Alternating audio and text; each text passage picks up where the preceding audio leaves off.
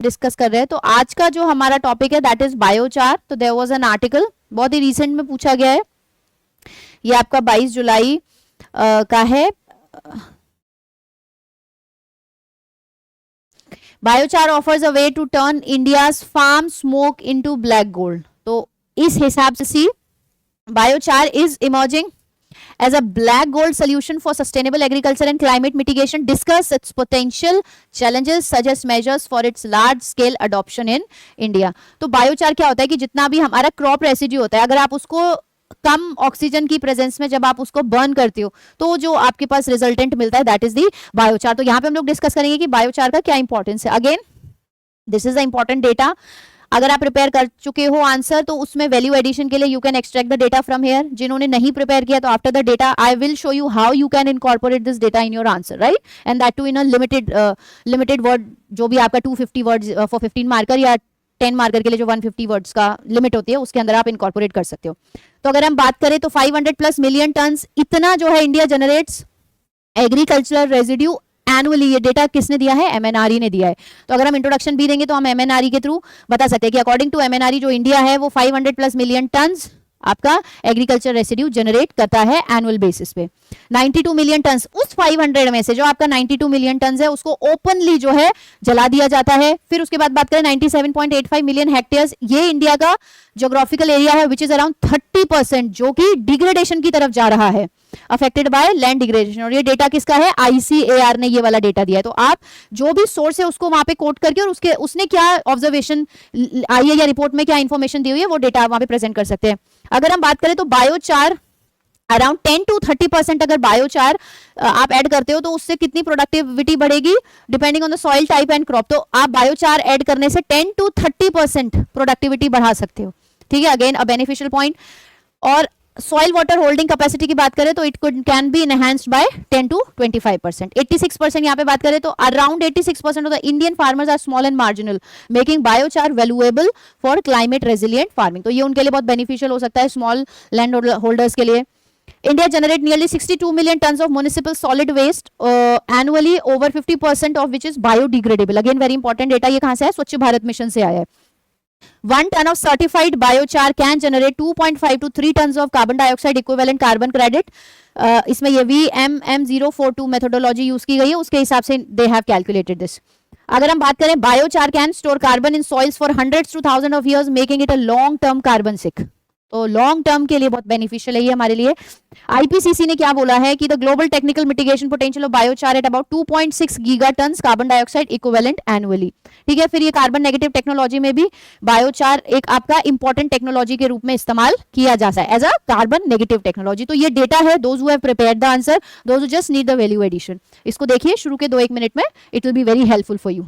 अब जिन लोगों ने नहीं प्रिपेयर किया है, अच्छा, उस डेटा के अलावा कुछ रिपोर्ट्स हैं, जैसे आईपीसीसी ने अभी क्या बोला है, it recognizes biochar as a carbon dioxide removal technology. ICAR ने बताया है यहाँ पे कुछ बायोचार ट्रायल्स चल रहे हैं, तो अकोला महाराष्ट्र में और केरला में जो है ये सक्सेसफुली, तो ये भी आप आंसर में डाल सकते हो। एमएनआरई ने बताया कि जो कितना, ये अभी मैं बता चुकी हूँ, इतना क्रॉप रेसिड्यू जनरेट करता है। स्वच्छ भारत मिशन के हिसाब से म्युनिसिपल सॉलिड वेस्ट जनरेट होता है 62 मिलियन। आईआईटी खड़गपुर में किसान पायरोलिसिस किल्न बनाया गया है जिसमें बायोचार, मतलब it is a decentralized method, ठीक है। अब यहाँ पे लोअर ग्राउंड लेवल पे जो है, रूरल लेवल पे जो है, स्मॉल लेवल पे आपके ये बायोचार किल्स बनाए जाएंगे। तो ये वाला भी एग्जाम्पल है, आप आईआईटी खड़गपुर का मेंशन कर सकते हो वहां पे। Now for those who have not prepare the answer, तो शॉर्ट टर्म जितना टाइम बचा है उसके हिसाब से you can prepare a very nice answer. तो इंट्रोडक्शन की अगर हम बात करें तो 2 तरीके से लिखा जा सकता है, either this, it is a carbon rich porous material produced by heating biomass under low oxygen conditions. Pyrolysis, recognized by the IPCC as a carbon dioxide removal technology, it stores carbon in soils for century. तो remember शुरुआत में जो आपको table दिखाई गई थी उस table में से 2 data has been incorporated in the introduction. So this is how you do the value addition. Simply writing the definition is not going to work nowadays because you have to have an edge than others. तो India दूसरा 500 million tons of agriculture residue of which nearly 92 are openly burn, तो ये भी मैं बता चुकी हूँ। तो how this is going to help for waste management, soil restoration, climate action. तो 3 तरीके से काम करेगा, वेस्ट मैनेजमेंट में भी, सॉइल रिस्टोरेशन में भी, क्लाइमेट एक्शन में भी। और जैसे अगर हम वो आईआईटी खड़गपुर वाले एक्सपेरिमेंट की बात करें तो वहां पे तो आपका रूरल इनकम को भी बढ़ाएगा। Again that is going to be very beneficial. अब बात आती है पोटेंशियल, क्योंकि सवाल में पोटेंशियल पूछा गया है। तो कर्बिंग स्टबल बर्निंग को कम करेगा। स्टबल बर्निंग पंजाब हरियाणा में सर्दियों के टाइम हम देखते हैं पराली जलाई जाती है, तो उससे ऊपर स्मोकी जो वो बन जाता है, वो हमारे लिए बहुत हार्मफुल होता है, एयर पोल्यूशन कॉज करता है। तो कहीं ना कहीं इंस्टेड ऑफ दैट आप पायरोलाइटिक प्रोसेस यूज करके बायोचार बना सकते हो, जिसका पॉजिटिव इंपैक्ट ज्यादा है। इससे क्या होगा, जो PM 2.5 का विंटर जो पोल्यूशन हो रहा है नॉर्थ इंडिया में, उसको कम किया जाएगा। Around 20 million tons of paddy straw are burned annually in Punjab and Haryana. ये डेटा इंपॉर्टेंट है।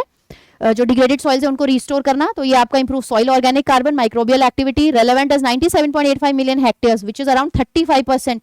ये डिग्रेड हो रहा है, प्रोसेस में है, इज डिग्रेडेड, राइट। तो यहाँ पे आप बायोचार का इस्तेमाल करके इसको धीरे धीरे कम कर सकते हो।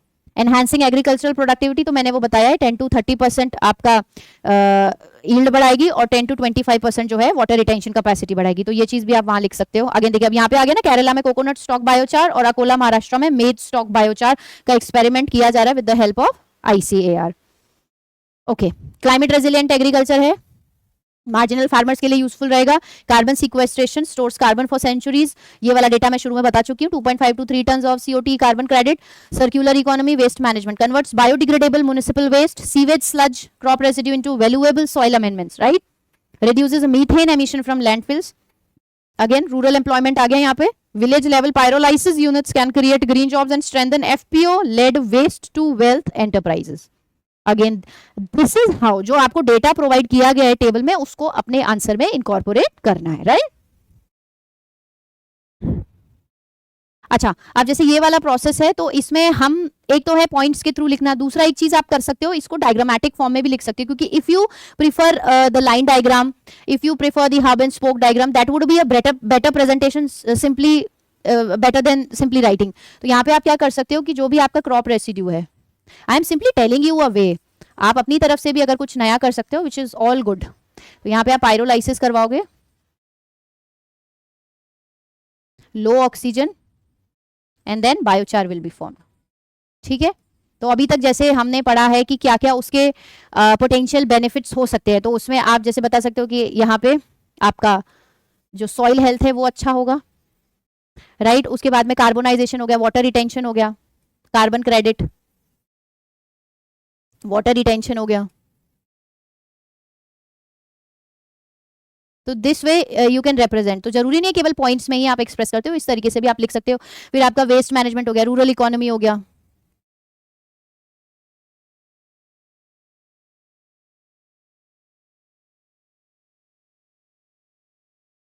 ठीक है।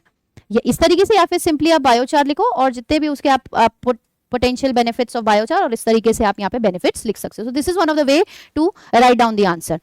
चैलेंजेस क्या है, लोगों के पास अभी उतना अवेयरनेस नहीं है, लिमिटेड फील्ड लेवल अडॉप्शन, अभी थोड़ा सा प्रैक्टिकली उस लेवल पे नहीं आ पाया है। High capital cost of pyrolysis plants, absence of BIS standards for feed stock quality and application, ठीक है। तो कई बार क्या होता है कि फीड स्टॉक क्वालिटी की अगर हम बात करें, तो अगर एग्रीकल्चर लैंड्स पे ये जो भी आपका ट्रीटेड वाटर है वो वहां पे डाला जाता है, या फिर जो सॉलिड वेस्ट है और वो नॉर्मल पानी में अगर डाल दिया जाता है, और उसके बाद अगर आप उसको फील्ड्स में यूज कर रहे हो या फिर इस तरीके से सॉइल के लिए यूज कर रहे हो, तो उसमें आपके कुछ एलिमेंट्स होते हैं, कुछ केमिकल्स होते हैं, हैवी मेटल्स होते हैं, वो उसमें चले जाते हैं। तो वो कहीं ना कहीं जब आप फूड चेन की बात करोगे तो वो हेल्थ को इम्पैक्ट करेगा।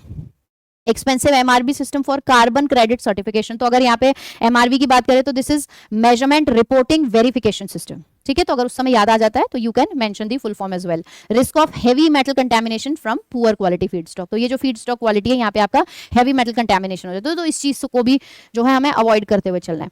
वे फॉरवर्ड की बात करें तो इसमें डिपेंडिंग अपॉन कितने नंबर में पूछा तो उस हिसाब से आप अपने पॉइंट्स बढ़ाओगे। 10 नंबर का है तो 2 way forward is okay, 3 is okay, ज्यादा है तो और भी आप बढ़ा सकते हो। नेशनल मिशन फॉर, जो अब वे फॉरवर्ड क्या है कि जो आपका सस्टेनेबल बायोचार को आप sustainable agriculture PKVY soil health card scheme, crop residue management programme, इनके साथ जो है आप इंटीग्रेट करोगे।